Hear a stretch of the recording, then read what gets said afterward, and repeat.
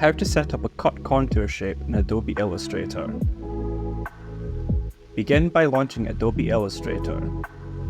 Set the width and height of your canvas to match the size of the board you intend to print on. Design the artwork that you want to be printed on the board. While doing this, keep in mind the cut line that will eventually surround the design. Then, create a custom spot color. Go to the Swatches panel. Click on the plus symbol to create a new swatch. Change the name of the swatch to Cut Contour. Select Spot Color as your color type. Then set the magenta value to 100%.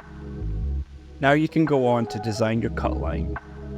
Using the spot color you just created, draw the custom shape that you want to use as a cut line for your board.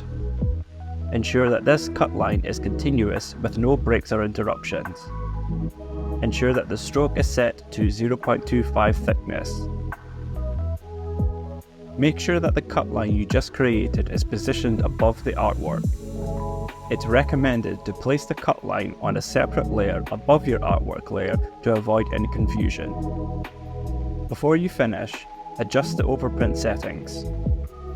With the cut contour shape selected, go to the Attributes menu and ensure that the Overprint Stroke option is ticked. Now that you're finished, export the file as a PDF using the PDF X4 2010 preset. Your file is now ready to upload for printing.